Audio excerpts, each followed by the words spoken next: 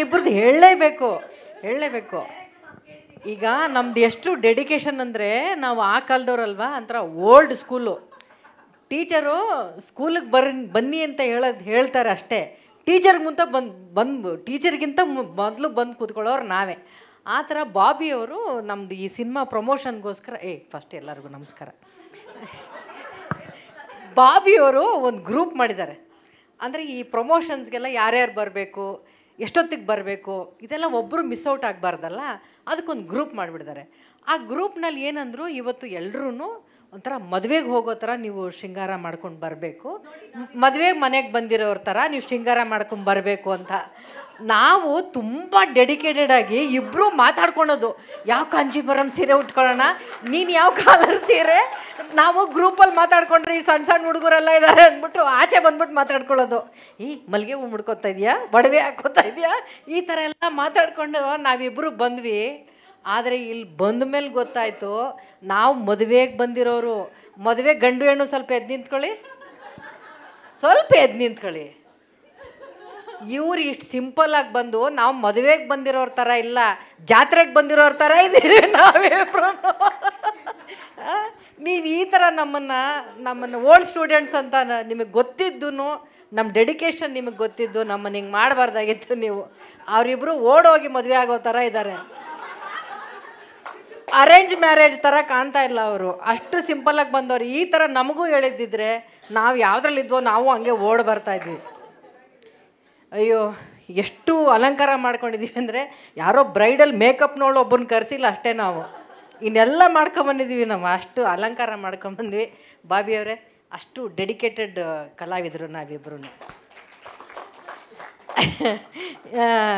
ಈ ಸಿನಿಮಾದಲ್ಲಿ ನನಗೆ ಮಾಧ್ಯಮದವರು ಬಹುಶಃ ನಾವು ತಿಂಗಳಿಗೆ ಒಂದು 4 ಸರಿಗಿಂತ ಜಾಸ್ತಿ ಸಿಗ್ತಾ ಇದ್ದೀವ,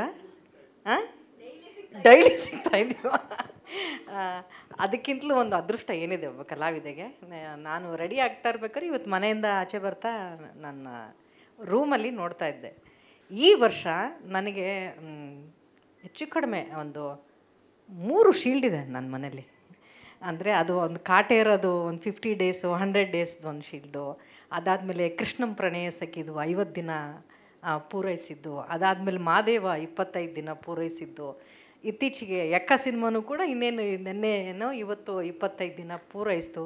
ಈ ರೀತಿ ಕನ್ನಡ ಸಿನಿಮಾಗಳು ಇಷ್ಟು ಚೆನ್ನಾಗಿ ಜನ ಪ್ರೀತಿಸ್ತಾ ಇದ್ದಾರಲ್ಲ, ಅದನ್ನು ನೋಡೋಕ್ಕೆ ತುಂಬ ಖುಷಿಯಾಗುತ್ತೆ. ಅಂಥ ಸಿನಿಮಾಗಳಲ್ಲಿ ನನಗೆ ಅವಕಾಶ ಸಿಕ್ಕಿದೆಯಲ್ಲ ಅಂತ ನನಗೆ ತುಂಬಾ ಖುಷಿಯಾಗುತ್ತೆ. ಬಹುಶಃ ಆ ಸಾಲಿಗೆ ಸೇರುವಂಥ ಮತ್ತೊಂದು ಸಿನಿಮಾ ಅಂದರೆ ಅದು ಜಸ್ಟ್ ಮ್ಯಾರಿಡ್ ಅಂತ ನಾನು ಹೇಳ್ತೀನಿ.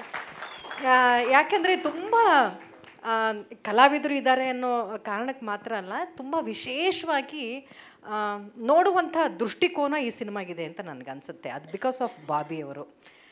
ಎಲ್ಲ ನಿರ್ದೇಶಕರು ಪುರುಷ ಪ್ರಧಾನ ಸಮಾಜದಲ್ಲಿ ಇದುವರೆಗೂ ನಾವು ನೋಡಿರೋದೆಲ್ಲ ಜಸ್ಟ್ ಒಬ್ಬ ಪುರುಷರು ಒಂದು ಕಥೆಯನ್ನು ಹೇಗೆ ನೋಡ್ತಾರೆ, ಅಥವಾ ಒಂದು ಸಂಸಾರನ ಹೇಗೆ ನೋಡ್ತಾರೆ, ಅಥವಾ ಒಬ್ಬ ಗಂಡ ಹೆಂಡ್ತಿನ ಹೇಗೆ ನೋಡ್ತಾರೆ, ಒಂದು ಕುಟುಂಬದಲ್ಲಿರುವಂಥ ಎಲ್ಲ ಸಂಬಂಧಗಳನ್ನು ಹೇಗೆ ಒಬ್ಬ ಪುರುಷ ನೋಡ್ತಾನೆ ಅನ್ನೋದನ್ನು ಮಾತ್ರ ನಮಗೆ ಗೊತ್ತಿದೆ. ಆದರೆ ಒಬ್ಬ ಮಹಿಳೆ ಅದನ್ನು ಯಾವ ದೃಷ್ಟಿಕೋನದಲ್ಲಿ ನೋಡಬಲ್ಲಳು ಅನ್ನುವಂಥ ಸೂಕ್ಷ್ಮತೆ ಬಹುಶಃ ಈ ಜಸ್ಟ್ ಮ್ಯಾರಿಡಲ್ಲಿ ಸಿನಿಮಾದಲ್ಲಿ ಸಿಗುತ್ತೆ ಅಂತ ನನಗನ್ಸುತ್ತೆ. ಆ ಸೂಕ್ಷ್ಮತೆಯನ್ನು ತುಂಬ ಚೆನ್ನಾಗಿ ಹೇಳಿದ್ದಾರೆ. ಆಮೇಲೆ ಅವ್ರಿಗಿರುವಂಥ ಡೆಡಿಕೇಶನ್ ಇದೆಯಲ್ಲ, I was really surprised. First time ಒಬ್ಬ ಮಹಿಳಾ ನಿರ್ದೇಶಕಿ ಅಂದಾಗ ಎಲ್ಲರಿಗೂ ಒಂದು ಅನುಮಾನ, ಮಾಡ್ತಾರಾ, ಹೇಗೆ ಮಾಡ್ತಾರೆ ಅಂತ. ಬಟ್ ನನಗೆ ಅವರು ಕತೆ ಹೇಳಿ ಆ ಕಥೆಯ ಹೇಳುವಾಗ ಅವ್ರಿಗಿರುವಂಥ ಕಾನ್ಫಿಡೆನ್ಸ್ನ ನೋಡಿದ ಮೇಲೆ ನನಗನ್ಸಿದ್ದು, ಅವರ ನಿರೀಕ್ಷೆ ಮಟ್ಟಕ್ಕೆ ನಾನು ಆ್ಯಕ್ಟ್ ಮಾಡ್ತೀನಾ ಅಂತ ನನಗೆ ಅನ್ನಿಸ್ತಾ ಇತ್ತು. ಅಷ್ಟು ಒಳ್ಳೆಯ ನಿರೀಕ್ಷೆ, ಅಷ್ಟು ಒಳ್ಳೆಯ ಕಾನ್ಫಿಡೆನ್ಸ್ ಇತ್ತು. ನೀವು ನಂಬಲ್ಲ, ಒಂದು ಸೀನಲ್ಲಿ ತುಂಬ ಒಂದು ದೊಡ್ಡ ಕ್ಲೈಮ್ಯಾಕ್ಸ್ ಸೀನಲ್ಲಿ ಆ ಸೀನನ್ನು ನನಗೆ ನರೇಟ್ ಮಾಡಬೇಕಾಗಿತ್ತು. ಮಾರನೇ ದಿನ ನಾವು ಶೂಟ್ಗೆ ಹೋಗಬೇಕಾಗಿತ್ತು.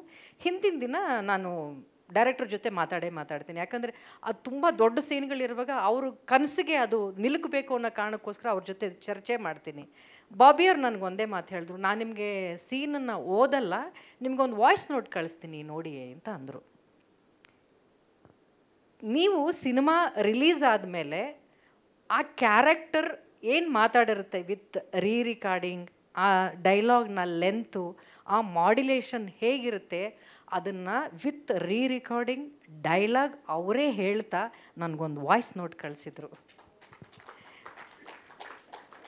ಸಿನಿಮಾದಲ್ಲಿ ನಾನು ಆ್ಯಕ್ಟ್ ಮಾಡ್ಬೇಕಾದ್ರೆ ನನಗೆ ಹೆಚ್ಚು ಡೈಲಾಗ್ ಇರಲಿಲ್ಲ ಕೆಲವು ಸೀನಲ್ಲಿ. ಅವರು ಅದನ್ನು ಅವರ ಡೈಲಾಗ್ನ ಪ್ಲೇ ಮಾಡ್ತಾಯಿದ್ರು ಸ್ಪೀಕರಲ್ಲಿ. ಅವರು ಆವಾಗಲೇ ಹೇಳಿದಾಗೆ ಸಂಗೀತನ ಹೇಗೆ ಪ್ಲೇ ಮಾಡ್ತಾಯಿದ್ರು, ನನಗೆ ಆಡಿಯೋ ಅವರ ಡೈಲಾಗ್ ಬರ್ತಾಯಿತ್ತು, ಅದರ ಜೊತೆಗೆ ರಿಕಾರ್ಡಿಂಗ್ ಬರ್ತಾಯಿತ್ತು. ಅಂದರೆ ಆ ಮೂಡ್ ಎಷ್ಟು ಚೆನ್ನಾಗಿ ಸೆಟ್ ಆಗ್ತಾಯಿತ್ತು ಅಂದರೆ ನನಗೆ ನಾವು ಮಾಡಿರೋ ಕೆಲಸ ಏನಾದ್ರು ತುಂಬ ಚೆನ್ನಾಗಿದೆ ಅಂತ ನಿಮ್ಗೆ ಈ ಸಿನಿಮಾದಲ್ಲಿ ಅನಿಸಿದ್ರೆ ಅದು 90% ಕ್ರೆಡಿಟ್ ಅವ್ರಿಗೆ ಹೋಗಬೇಕು. ಅಷ್ಟು ಚೆನ್ನಾಗಿ ನೀವು ಅದನ್ನು ಹ್ಯಾಂಡಲ್ ಮಾಡಿದ್ರಿ ಅಂತ ಹೇಳಬಲ್ಲೆ. ನನ್ನ ಗೆಟಪ್ಪಿಂದ ಹಿಡಿದು ನಾವು ತುಂಬ ಚರ್ಚೆ ಮಾಡಿದ್ದೀವಿ. ಅವರು ಇದು ಹೀಗೆ ಇರಬೇಕು, ನೀವು ಡ್ರೆಸ್ನ ಹೀಗೆ ಮಾಡಬೇಕು ಅಂತ ಅವ್ರು ಕೊಡೋ ಇನ್ಪುಟ್ಗಳಲ್ಲಿ ನಾನು ಜಾಸ್ತಿ ಹೋಮ್ವರ್ಕ್ ಮಾಡಿ ನಾನೇ ನಿಂತು ಅದನ್ನೆಲ್ಲ ವಿಗ್ಗೆಲ್ಲ ರೆಡಿ ಮಾಡಿಸ್ಕೊಂಡು, ಯಾಕೆಂದರೆ ನೀವು ಅಷ್ಟು ಬಡ್ತಿ ಕೊಟ್ಟಿದ್ದೀರ ನನಗೆ, ಆ ಬಿಳಿ ಕೂದಲೆಲ್ಲ ನೋಡಿ, ಅದನ್ನೆಲ್ಲ ಆ ಡೆಡಿಕೇಶನ್ ಬಹುಶಃ ಅವ್ರಿಗೆ ಅದ್ರ ಮೇಲಿರುವಂಥ ಶ್ರದ್ಧೆಯಿಂದ ಬಂದಿದ್ದು ಅಂತ ಹೇಳ್ತೀನಿ. ಒಳ್ಳೆಯ ತಾರಾಗಣ ಈ ಸಿನಿಮಾದಲ್ಲಿ. ನನ್ನ ಬೆಸ್ಟ್ ಕೋ ಆ್ಯಕ್ಟರ್ ಇದುವರೆಗೂ ನಾನು ಸಿನಿಮಾ ಇಂಡಸ್ಟ್ರೀಲಿ ತುಂಬ ಜನ ಒಳ್ಳೊಳ್ಳೆ ಕಲಾವಿದ್ರ ಜೊತೆ ಕೆಲಸ ಮಾಡಿದ್ದೀನಿ, ಆದರೆ ಬೆಸ್ಟ್ ಕೋ ಆ್ಯಕ್ಟರ್ ಅಂದರೆ ಅದು ದೇವರಾಜ್ ಸರ್ ಅಂತ ಹೇಳ್ತೀನಿ. ಅವ್ರ ಜೊತೆ ಕೆಲಸ ಮಾಡಿದ್ದು ತುಂಬಾ ಖುಷಿ ಇತ್ತು ನನಗೆ. ಬಾಬಿಯವ್ರಿಗೆ ಹೇಳಿದೆ, ಬಹಳ ವರ್ಷ ಆಗಿತ್ತು ನಾನು ಅವ್ರ ಜೊತೆ ಆ್ಯಕ್ಟ್ ಮಾಡಿ, ಅವ್ರ ಜೊತೆ ಮತ್ತೆ ಮಾಡ್ತಾಯಿದ್ದೀನಿ, ಖುಷಿ ಇದೆ ಅಂತ ಹೇಳಿ ನಾನು ಈ ಸಿನಿಮಾ ಒಳಗಡೆ ಬಂದೆ. ಅದಾದಮೇಲೆ ಸೆಟ್ಟಲ್ಲಿ ನೋಡಿದಾಗ ಈಗಿನ ಕಾಲದ ಯಂಗ್ಸ್ಟರ್ಸ್ ಹುಡುಗರಿದ್ದಾರಲ್ಲ, ನಿಜಕ್ಕೂ ನಾನು ಯಾವಾಗಲೂ ತುಂಬ ಸೂಕ್ಷ್ಮವಾಗಿ ನೋಡ್ತಾ ಇರ್ತೀನಿ. ನಾವಂತ ಓಲ್ಡ್ ಸ್ಕೂಲ್ ಅನ್ಸ್ಕೊಳ್ತೀವಿ, ಈ ಹುಡುಗರು ತುಂಬ ಸೂಕ್ಷ್ಮವಾಗಿ ಏನೇನೋ ಮಾಡ್ತಾ ಇರ್ತಾರೆ. ಅದನ್ನೆಲ್ಲ ನೋಡ್ತಾ ಇದ್ರೆ ನಾನು ಕಲಿಯೋಕ್ಕೆ ಸಾಕಷ್ಟು ಇರುತ್ತೆ ಅಂತ ಅಂದ್ಕೊಳ್ತೀನಿ. ಆ ಥರ ನನಗೆ ತುಂಬ ಪ್ರೀತಿಯಿಂದ ಪ್ರತಿಯೊಂದು ಫ್ರೇಮು ನನ್ನ ಜೊತೆಲಿರುವಾಗ ನಾನು ನೋಡ್ತೀನಿ ಅಂತಂದರೆ ದಟ್ ಈಸ್ ಅಂಕಿತಾ. ತುಂಬ ಮುದ್ದಾಗಿ ಆ್ಯಕ್ಟ್ ಮಾಡ್ತಾಳೆ.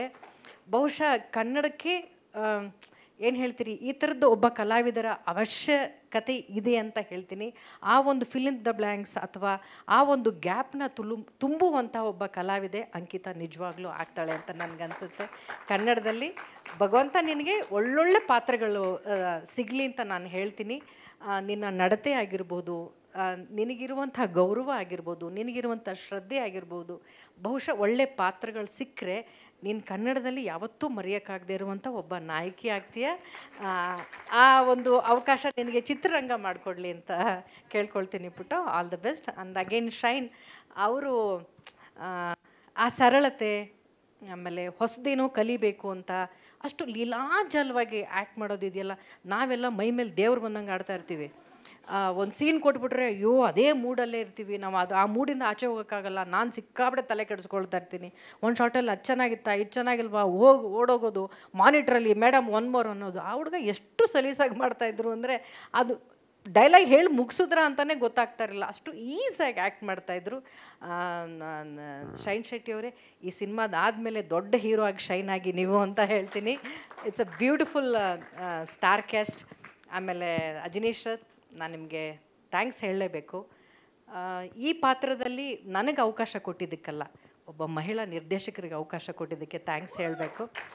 ಯಾವಾಗಲೂ ಹೇಳ್ತಾ ಇರ್ತೀನಿ ಸರ್, ನಾನು ಹೆಣ್ಮಕ್ಳು ಅನ್ನೋ ಕಾರಣಕ್ಕೆ ಹೆಣ್ಮಕ್ಳ ಮೇಲೆ ಅನುಕಂಪ ಬೇಡ, ಅವಕಾಶ ಬೇಕು ಅಂತ. ಅನುಕಂಪಕ್ಕಿಂತ ಹೆಚ್ಚಾಗಿ ನೀವು ಅವಕಾಶ ಮಾಡಿಕೊಟ್ಟಿದ್ದೀರಿ ಬಾಬಿ ಅವರಿಗೆ, ಅವ್ರ ಮೇಲೆ ನಂಬಿಕೆ ಇಟ್ಟಿದ್ದೀರಿ. ಬಹುಶಃ ನಿಮ್ಮ ನಂಬಿಕೆಗೂ ಮೀರಿ ಅವರು ಒಳ್ಳೆ ಕೆಲಸ ಈ ಸಿನಿಮಾದಲ್ಲಿ ಮಾಡಿದ್ದಾರೆ ಅಂತ ನನಗನ್ಸುತ್ತೆ.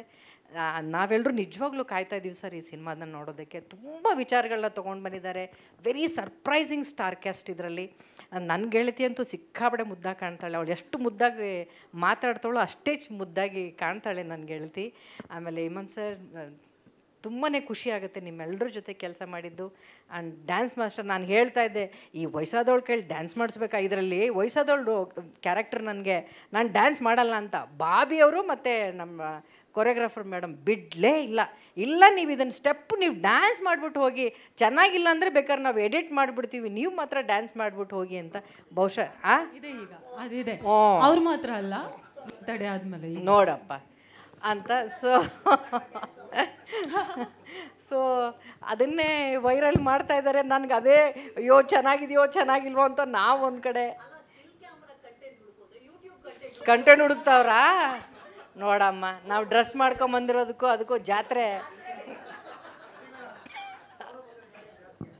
ಯಾರು ಅವ್ರ ಕನ್ನಡಕಕ್ಕೆ ನಿಲ್ಲಿಸ್ತೀನಿ. ಇಲ್ಲೊಂದು ಕನ್ನಡಕ ಇದೆ, ಹಾಂ, ಬ್ರೈಟ್ ಟು ಬಿ ಅಂತ ಒಂದು ಕನ್ನಡಕ ಇದೆ, ಅದು ಹಾಕ್ಬಿಟ್ಟು ನಿಲ್ಲಿಸ್ತೀನಿ ನಿಮ್ಮನ್ನ ಪಕ್ಕದಲ್ಲಿ. 22ನೇ ತಾರೀಕು ಈ ಸಿನಿಮಾ ಬಿಡುಗಡೆ ಆಗ್ತಾ ಇದೆ. ದಯವಿಟ್ಟು ಎಲ್ಲರೂ ಚಿತ್ರಮಂದಿರಕ್ಕೆ ಹೋಗಿ ಸಿನಿಮಾ ನೋಡಿ ಅಂತ ಕೇಳ್ಕೊಳ್ತಾ ಇದ್ದೀವಿ ಪ್ರೀತಿಯಿಂದ. ಆದರೆ ಇತ್ತೀಚಿನ ದಿನಗಳಲ್ಲಿ ಕನ್ನಡ ಸಿನಿಮಾಗಳಲ್ಲಿ ಒಳ್ಳೆ ಕಂಟೆಂಟ್ ಇರುವ ಸಿನಿಮಾಗಳಿಗೆ ಪ್ರೇಕ್ಷಕರು ಕೈಗೆ ಯಾವತ್ತೂ ಕೊಟ್ಟಿಲ್ಲ. ಜನ ಕೈ ಹಿಡಿದಿದ್ದಾರೆ.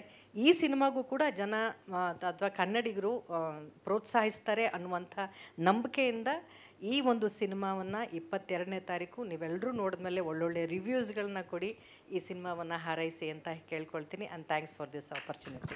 Thank you. Thank you ma'am. ದಯವಿಟ್ಟು ಇಲ್ಲೇ ಇರಬೇಕು. Thank you so much once again.